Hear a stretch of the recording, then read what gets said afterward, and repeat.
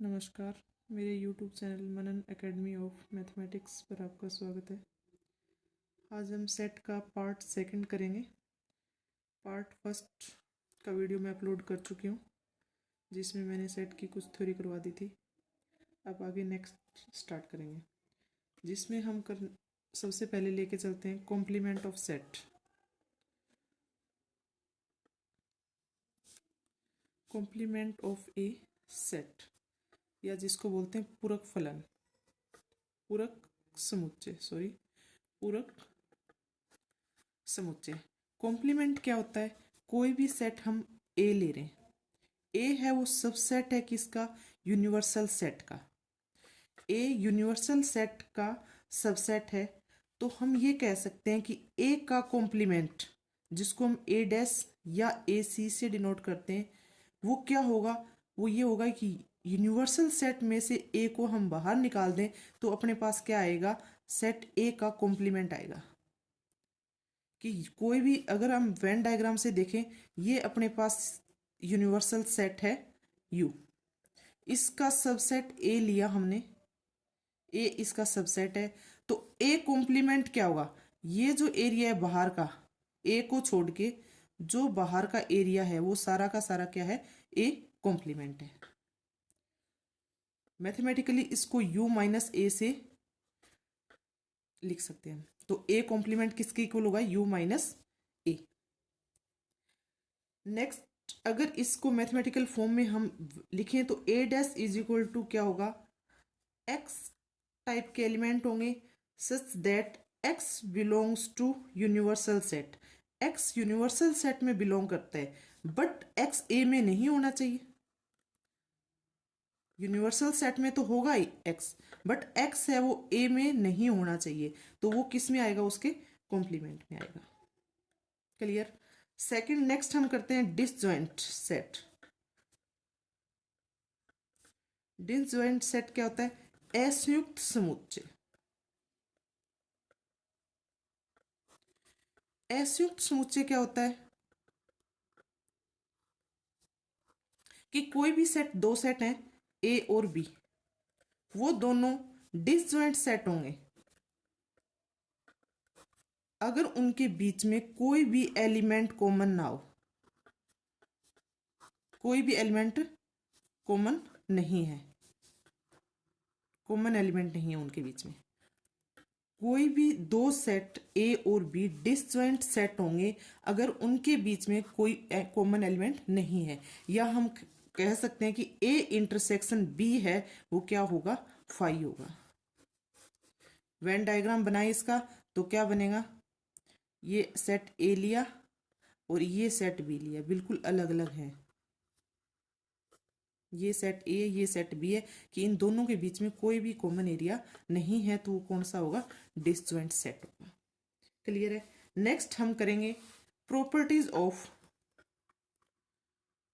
Properties करेंगे हम किसकी? Properties of union and intersection. Union intersection हम लास्ट वीडियो में कर चुके हैं। यूनियन क्या होता है, इंटरसेक्शन क्या होता है। अब इनके बेस पे कुछ प्रॉपर्टी करेंगे कि इनकी क्या क्या प्रॉपर्टी हो सकती है। तो इसमें हमारे पास फर्स्ट है आइडेम्पोटेंट, जिसको हम बोलते हैं वर्गसम। आइडेम्पोटेंट वर्गसम कौन सी क्या प्रॉपर्टी होती है? वर्गसम कि किसी भी नॉर्मल, हम इसका अगर मीनिंग देखें तो क्या होगा? वर्ग करने के बाद उसी के समान आ जाए तो वो क्या होता है? वर्गसम होता है। तो यहाँ पे हम सेट्स में क्या लेंगे कि कोई भी ए सेट है, उसका यूनियन ले रहे हैं किसके साथ? ए के साथ, तो वो किसके इक्वल होगा? उसी ए के ही इक्वल होगा। नेक्स्ट, अगर उसका इंटरसेक्शन ले रहे हैं हम ए के साथ, तो वो भी किसके इक्वल होगा? ए के इक्वल होगा। तो इसलिए हम क्या बोलते हैं इसको? आइडेम्पोटेंट लॉ या वर्गसम प्रॉपर्टी जो भी। नेक्स्ट, सेकंड हम लेते हैं आइडेंटिटी लॉ। आइडेंटिटी का मतलब क्या होता है? नॉर्मल, कि कोई भी सेट ए है, उस सेट में का यूनियन या इंटरसेक्शन हम किसके साथ लें कि वापस वही सेट हमें मिल जाए। जैसे ए यूनियन फाई अगर लेते हैं हम, तो वापस हमें क्या मिलेगा, ए सेट मिलेगा। तो ए यूनियन फाई किसके इक्वल होगा, ए के इक्वल होगा। या ए का इंटरसेक्शन किसके साथ लें कि वापस हमें क्या मिले, ए मिले। तो ए का इंटरसेक्शन अगर यूनिवर्सल सेट के साथ हम लेते हैं, ए का इंटरसेक्शन लेंगे यूनिवर्सल सेट के साथ, तो हमें क्या मिलेगा, वापस ए मिलेगा। तो ये कौन सी प्रॉपर्टी अपने पास, आइडेंटिटी या आइडेंटिटी लॉ बोलते हैं जिसको। Next third, associative property. Associative law या एसोसिएटिव प्रॉपर्टी, इसमें क्या होगा कि हमारे पास तीन सेट हैं कोई भी, ए बी सी। तो हम देखते हैं कि A union B union C, इसमें हम पहले ए यूनियन बी निकालें, फिर यूनियन निकालें सी के साथ, या फिर बी यूनियन सी निकालें, फिर उसका यूनियन लें ए के साथ। दोनों क्या होते हैं, बराबर होते हैं। सेम कंडीशन किसके साथ, किसके लिए फॉलो होगी, इंटरसेक्शन के लिए, कि A intersection B intersection C लें, या पहले बी और सी का इंटरसेक्शन निकालें, फिर उसका इंटरसेक्शन ए के साथ निकालें। तो ये हमारे पास क्या होता है, बराबर। ये कौन सा लॉ है अपना, एसोसिएटिव लॉ। अब उसके बाद आता है डिस्ट्रीब्यूटिव लॉ। नेक्स्ट फोर्थ है अपने पास डिस्ट्रीब्यूटिव लॉ,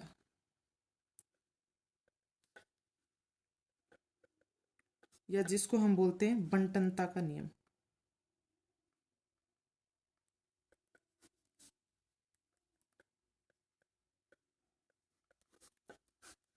बंटनता का नियम या डिस्ट्रीब्यूटिव लॉ क्या होता है कि कोई भी तीन सेट है ए बी सी, उस पे हम लगाएं कि A union B intersection C किया, तो वो किसके इक्वल होगा, sorry, A union B intersection A union C के इक्वल होगा। कि बी इंटरसेक्शन सी निकाला, उसका यूनियन लिया ए के साथ, या हम कह सकते हैं कि वो किसके इक्वल होगा, A union B A union C दोनों का इंटरसेक्शन। या दूसरा इसका क्या होगा कि मैं लूं A intersection B union C लिया मैंने, तो इसमें क्या आ जाएगा, A intersection B union A intersection C. ये दोनों के दोनों क्या है, डिस्ट्रीब्यूटिव लॉ या बंटनता का नियम कह सकते हैं। नेक्स्ट अपने पास आता है डिमोर्गन लॉ। डिमोर्गन्स लॉ क्या कहता है, इसमें क्या होता है कि हम कोई भी सेट, दो सेट ले लें ए बी, उस सेट में ए यूनियन बी और फिर उसका कॉम्प्लीमेंट लें, तो वो किसके इक्वल होगा, A complement intersection B complement. अगर हमने दो सेट है उनका यूनियन निकाला, फिर उनका कॉम्प्लीमेंट लिया, तो वो किसके इक्वल होता है, दोनों के कॉम्प्लीमेंट, अलग अलग कॉम्प्लीमेंट के इंटरसेक्शन के बराबर होता है। नेक्स्ट इसी में हम ये कह सकते हैं कि ए इंटरसेक्शन बी लिया, उसका कॉम्प्लीमेंट निकाला, तो किसके इक्वल होगा, ए डैश यूनियन बी डैश के इक्वल होगा। ए डैश यूनियन, मतलब कहने का मतलब है कि यहाँ पे अगर यूनियन है तो यहाँ पे इंटरसेक्शन आ जाता है, और यहाँ पे इंटरसेक्शन है तो यहाँ पे अपने पास क्या आएगा, यूनियन आएगा। ये डिमोर्गन लॉ है। अब हम प्रॉपर्टीज करेंगे। ये तो सारी प्रॉपर्टी किसकी थी, अपने पास प्रॉपर्टी थी यूनियन इंटरसेक्शन की, यूनियन और इंटरसेक्शन की प्रॉपर्टी थी। अब नेक्स्ट प्रॉपर्टीज हमारे पास हैं properties of symmetric difference. Symmetric difference operation, जो कल हमने किया था, सिमेट्रिक डिफरेंस ऑपरेशन किया था, उसके बेस पे कुछ प्रॉपर्टी वो हम देखने वाले हैं। फर्स्ट प्रॉपर्टी इसमें क्या है कि ए का सिमेट्रिक डिफरेंस लेते हैं ए के साथ, तो वो किसके इक्वल होता है, अपने पास फाई के इक्वल होता है। ए का सिमेट्रिक डिफरेंस लिया, ए के साथ लिया, तो किसके इक्वल होगा, फाई के इक्वल होगा। अगर ए का सिमेट्रिक डिफरेंस लेते हैं हम फाई के साथ, तो वो किसके इक्वल होगा, ए के इक्वल होगा। नेक्स्ट प्रॉपर्टी है कि ए का सिमेट्रिक डिफरेंस बी के साथ, या बी का सिमेट्रिक डिफरेंस ए के साथ, यानी कि सिमेट्रिक डिफरेंस में अपना कॉम्यूटेटिव लॉ होल्ड होता है। कॉम्यूटेटिव लॉ, यानी कि ये कॉम्यूट करते हैं आपस में, इनको इंटरचेंज करने पे कोई इफेक्ट नहीं पड़ता कि एक सिमेट्रिक डिफरेंस बी या फिर बी सिमेट्रिक डिफरेंस लें तो वो दोनों क्या होंगे, इक्वल होते हैं। नेक्स्ट है कि A symmetric difference B of symmetric difference C, तो वो किसके इक्वल होता है, इसमें एसोसिएटिव लॉ भी होल्ड करता है। इसको हम ये भी लिख सकते हैं जो अभी हमने किया था, तो इसमें एसोसिएटिव लॉ भी होल्ड होता है।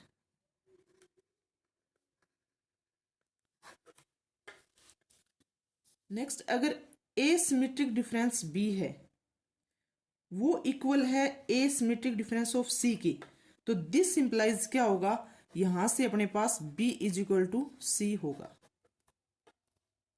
नेक्स्ट है कि A intersection B of symmetric difference है, तो वो किसके इक्वल होता है, A intersection B symmetric difference of A intersection C के इक्वल होता है।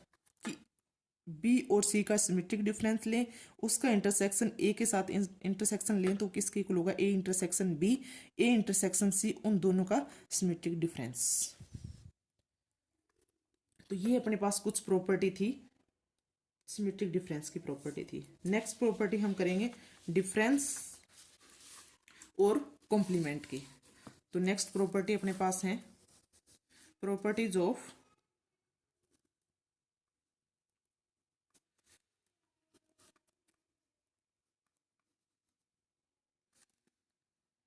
Difference and complement of set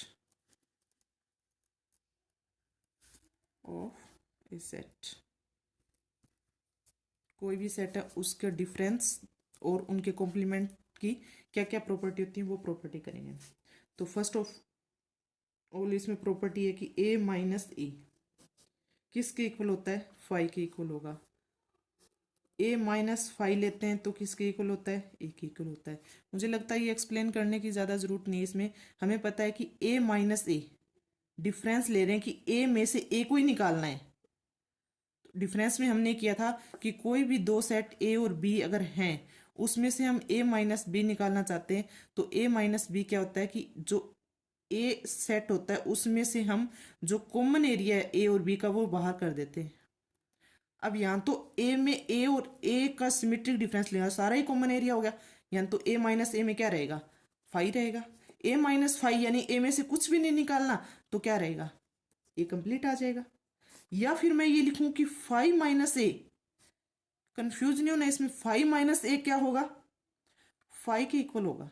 कि फाइव में से ए माइनस करना है, यानी फाइव में तो कुछ है ही नहीं, तो है ही नहीं तो फाइव का फाइव एज इट इज आ जाएगा। तो फाइव माइनस ए फाइव के इक्वल होगा, ए माइनस फाइव है वो किसके इक्वल होगा, ए के इक्वल होगा। इसमें ये दोनों में डिफरेंस ध्यान रखना है। नेक्स्ट प्रॉपर्टी है इसकी कि ए माइनस बी सबसेट होता है ए का, ए माइनस बी है वो सबसेट होता है बी ए का, वो यहां से हम देख सकते हैं कि ए माइनस बी, ये ए माइनस बी है, ये शेडेड एरिया है वो क्या ए माइनस बी है, और ये पूरा ए है, तो ए माइनस बी ए के अंदर ही इंक्लूड हो रहा है, तो A minus B subset of ए। या फिर हम ये कहें कि बी माइनस ए वो सबसेट किसका होगा, बी का सबसेट होगा। नेक्स्ट इसमें आता है कि ए माइनस बी उसका यूनियन ले ले हम किसके साथ, बी के साथ, तो वो किसके इक्वल होगा, ए यूनियन बी के इक्वल होगा। ए माइनस बी, ए माइनस बी कौन सा एरिया, ये एरिया है। यूनियन किसके साथ ले रहे हैं, बी के साथ, बी तो ये पूरा है, तो बी के साथ यूनियन लेंगे तो क्या आ जाएगा, पूरा का पूरा ए यूनियन बी आ जाएगा। तो अपने पास इसका रिजल्ट क्या आएगा, ए यूनियन बी। हमें याद रखना है कि ए माइनस बी है वो बी माइनस ए के इक्वल नहीं होता, यानी कि इसमें कॉम्यूटेटिव लॉ है वो होल्ड नहीं करता। जो कॉम्यूटेटिव लॉ हम करके आए हैं पीछे, कॉम्यूटेटिव लॉ वो होल्ड नहीं होता, इसमें हमें ये ध्यान रखना है। नेक्स्ट प्रॉपर्टी है इसमें कि अगर हम लें ए माइनस बी इंटरसेक्शन लें बी माइनस ए, तो वो क्या होगा, फाइव होगा। जैसे हम निकालें यहाँ से, ये सेट ए है ये सेट बी है, तो ए माइनस बी कौन सा एरिया होगा, ये ए माइनस बी है, और बी माइनस ए कौन सा होगा, ये बी माइनस ए होगा। तो इन दोनों के बीच में कॉमन क्या है, कुछ भी नहीं है, तो अपने पास क्या आएगा, फाइव आएगा। अगर फाइव डैश निकालें हम तो वो किसके इक्वल होता है, यूनिवर्सल सेट के इक्वल होता है, और यूनिवर्सल सेट निकालें तो वो किसके इक्वल होता है, फाइव के इक्वल होता है। किसी कॉम्प्लीमेंट का अगर कॉम्प्लीमेंट लिया जाए तो वो सेट वापस उसी सेट के बराबर आ जाता है। जैसे ये अपने पास यूनिवर्सल सेट है, ये ए सेट है, इसका कॉम्प्लीमेंट मैं ले रही हूँ, ये कॉम्प्लीमेंट होगा। अगर मैं इस कॉम्प्लीमेंट का वापस कॉम्प्लीमेंट लूँ, यानी कि ये जो यूनिवर्सल सेट है इसमें से मैंने इस कॉम्प्लीमेंट को बाहर निकालना है, तो अपने पास कौन सा एरिया आ गया वापस, ये वाला एरिया आ गया। तो कॉम्प्लीमेंट का कॉम्प्लीमेंट किसके इक्वल आ गया वापस, ए के इक्वल आ गया। अगर ए यूनियन ए डैश लें तो वो किसके इक्वल होगा, यूनिवर्सल सेट के इक्वल होगा। हमें पता है ये अपने पास क्या है, ए डैश है, और ये क्या था, ए था। इन दोनों को मिलाएंगे तो पूरा का पूरा क्या बनेगा, यूनिवर्सल सेट बनेगा। अगर ए इंटरसेक्शन ए डैश लें तो किसके इक्वल होगा, इंटरसेक्शन दोनों में कॉमन तो कुछ होता ही नहीं है, क्योंकि ए डैश में वो एलिमेंट होते हैं जो ए में नहीं है। यूनिवर्सल सेट के वो एलिमेंट ए डैश में आते हैं जो ए में नहीं है। तो इसका मतलब ए इंटरसेक्शन ए डैश लेंगे वो किसके इक्वल होगा, फाइव के इक्वल होगा। अगर ए सबसेट है बी का तो बी डैश सबसेट होगा ए डैश का। उल्टा हो जाता है इसमें कि अगर ए सबसेट है बी का तो बी डैश है वो ए डैश का सबसेट हो जाता है। एग्जाम्पल से भी कर सकते हैं हम कि यूनिवर्सल सेट है जिसके में हमारे पास एलिमेंट है 1 2 3 4 5। हमने ए सेट लिया जिसमें एलिमेंट ले लिए 1 2, तो ए डैश में क्या एलिमेंट आएंगे, 1 2 तो आएगा नहीं, उसके अलावा जितने भी यूनिवर्सल सेट में एलिमेंट रह गए वो सारे किस में आएंगे, ए डैश में आएंगे। बी सेट ले लिया जिसमें एलिमेंट है अपने पास 2 4, तो बी डैश में क्या आएगा, 2 4 को छोड़ के यूनिवर्सल सेट के सारे एलिमेंट किस में आ जाएंगे, बी डैश में आ जाएंगे। तो सॉरी इसमें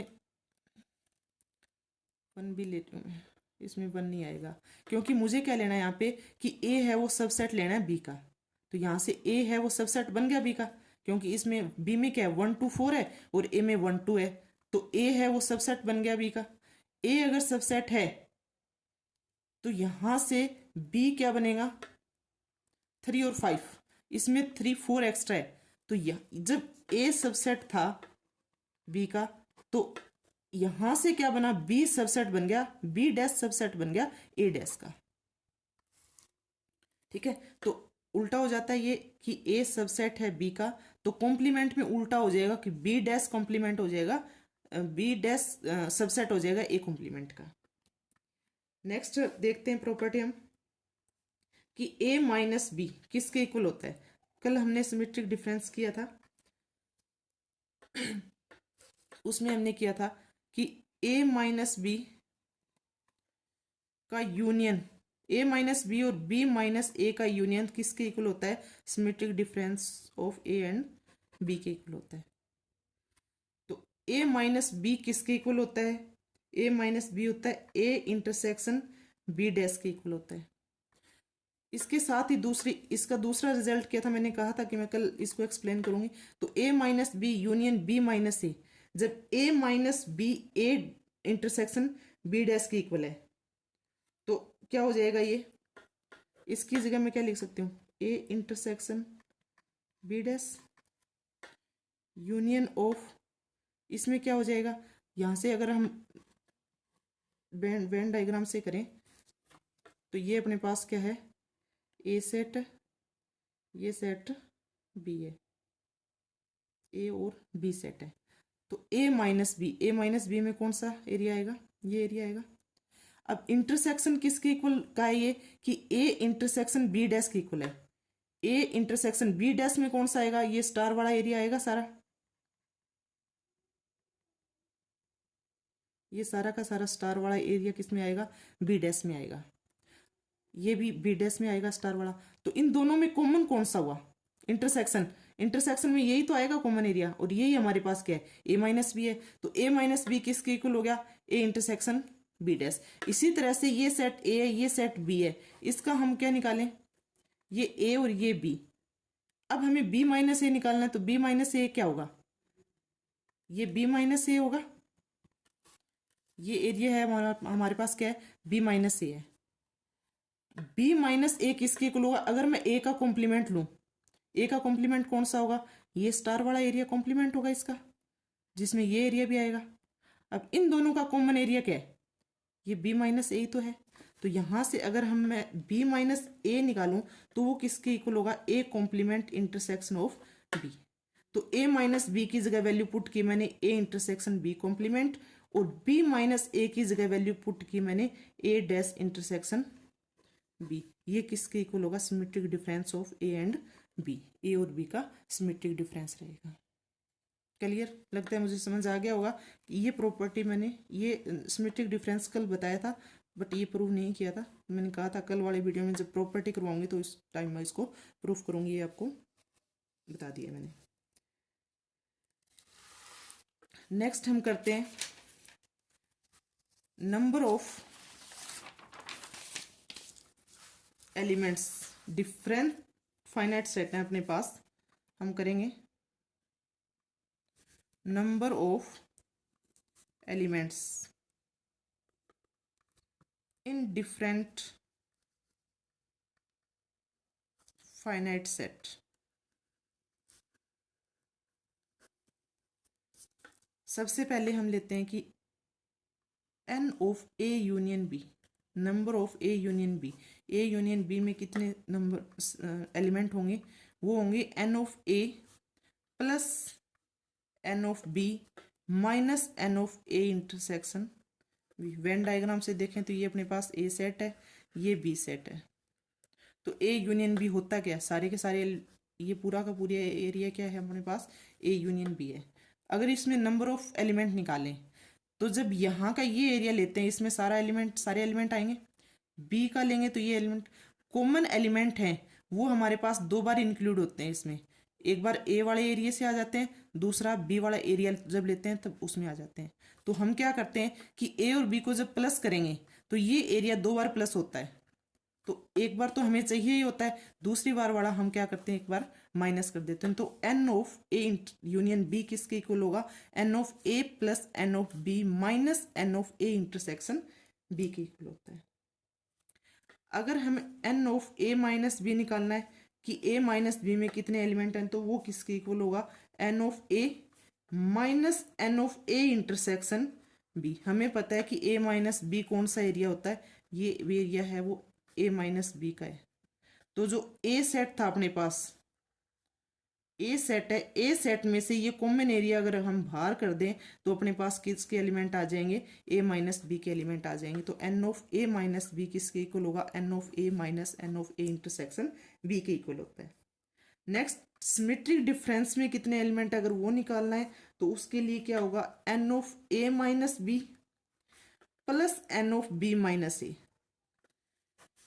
ए माइनस बी के ले लेंगे और बी माइनस ए के एलिमेंट ले लेंगे तो अपने पास क्या आ जाएगा,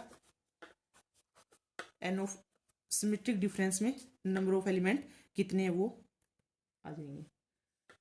या इसकी जगह मैं ये भी लिख सकती हूँ कि n of A minus B, अभी हमने ये निकाला है तो इसकी जगह मैं ये लिख सकती हूँ n of A minus n of A intersection B plus B minus A की जगह क्या आ जाएगा, n of B minus common तो वही लेना है दोनों का, ए इंटरसेक्शन बी आएगा।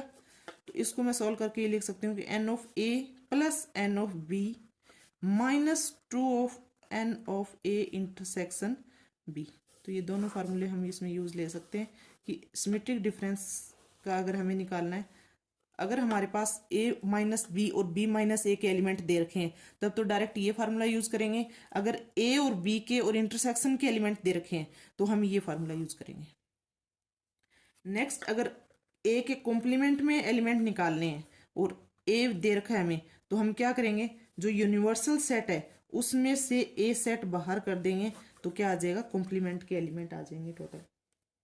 अगर हमें निकालना है कि एलिमेंट निकालने ए इंटरसेक्शन बी कॉम्प्लीमेंट तो वो किसके इक्वल होगा, n of A minus n of A intersection B के इक्वल होगा, क्योंकि ये पता है हमें किसके इक्वल होता है, ये ए माइनस बी अभी अभी हमने प्रूव किया था। नेक्स्ट हम निकालना चाहते हैं कि दोनों का अगर कॉम्प्लीमेंट हो और उनका यूनियन ले या उनका इंटरसेक्शन ले तो वो किसके इक्वल होगा? दोनों का कॉम्प्लीमेंट है, उसके एलिमेंट निकालने, दोनों का कॉम्प्लीमेंट का यूनियन है या दोनों के कॉम्प्लीमेंट का इंटरसेक्शन है, तो उसमें नंबर ऑफ एलिमेंट कितने होंगे? तो क्या होगा, अगर यूनियन है तो हम क्या करेंगे कि यूनिवर्सल सेट में से इंटरसेक्शन बाहर निकाल देंगे, और अगर इंटरसेक्शन है तो यूनिवर्सल सेट में से यूनियन बाहर निकाल देंगे। ये आप वेन डायग्राम से करके देख सकते हैं, आराम से हो जाएगा। वेन डायग्राम से एक बार ट्राई करें, इसको नहीं होता है तो कमेंट बॉक्स में बताएं, मैं आपको बता दूंगी। नेक्स्ट लास्ट एंड फाइनल क्या है हमारे पास कि A union B union C, अगर 3 सेट हैं ए बी सी, उसका हमें क्या निकालना है, यूनियन निकालना है, तो वो किसके इक्वल होता है? N of A plus n of B plus n of C minus n of A union B, sorry intersection B, minus n of A intersection C minus n of B intersection C plus n of A intersection B intersection C. ये मैं when diagram से आपको बता देती हूँ कि ये ए set है, ये सेट बी है, ये सेट सी है। हमें क्या निकालना है? पूरे एलिमेंट निकालने हैं, जितने भी एलिमेंट हैं, पर जो 2 बार रिपीट हो रहे हैं, 3 बार आ रहे हैं, उसको भी हमने क्या करना है? बाहर करना है। एक एलिमेंट को एक ही बार काउंट करते हैं, 2 बार उसको एलिमेंट को नहीं काउंट करते। तो ये क्या, एन ऑफ ए पूरा आएगा, जिसके अंदर क्या आ गया, बी के एलिमेंट भी काउंट हो गए जो दोनों में कॉमन थे, सी के एलिमेंट भी काउंट हो गए हैं, और वो एलिमेंट भी काउंट हो गए जो तीनों में कॉमन थे। ठीक है, बी में क्या काउंट हुआ? बी सेट पूरा, जिसमें वो एलिमेंट भी काउंट हुए हैं जो ए में थे, वो एलिमेंट भी काउंट हो गए जो सी में थे, और वो भी एलिमेंट भी काउंट हो गए जो तीनों में कॉमन थे। इसी तरह से सी में हुआ है, तो जो डबल यहां से तो दो बार काउंट हो गए ये एलिमेंट जो दोनों में कॉमन थे, ये तो 2 बार काउंट हो गए, और जो कॉमन तीनों का कॉमन था वो अपने पास कितनी बार काउंट हो गया? 3 बार काउंट हो गया। तो हम क्या करेंगे, हमें क्या लेना है? एक एक बार लेना है। तो हम क्या करेंगे, यहां से ये 3 बार बाहर हो गए इसमें से, तो इसको हम बाहर करेंगे n of A intersection B. ये जब बी लिया, ये 3 बार काउंट हो गया, जब यहां से हम इसको निकाला तो ये वाला एरिया भी इससे बाहर हो गया, कॉमन वाला एरिया भी यहाँ पे, ये जो सेट था अपना, ये जब इसको हम बाहर किया, ए इंटरसेक्शन बी बाहर किया, तो ये वाला एरिया भी बाहर चला गया। फिर ए इंटरसेक्शन सी किया तो ये वाला एरिया फिर बाहर चला गया, बी इंटरसेक्शन सी किया तो ये वाला फिर बाहर चला गया। तो इस ये वाला एरिया है वो हर बार बाहर निकला है, तो इसको हम क्या करेंगे, एक बार प्लस करेंगे, जब जाके इसके ये बराबर होगा। तो इस वेन डायग्राम से अच्छे से समझ सकते हैं आपकी A union B union C किसके इक्वल होगा। ये हमारे पास एक फार्मूला बन गया। तो आज के लेक्चर में इतना ही।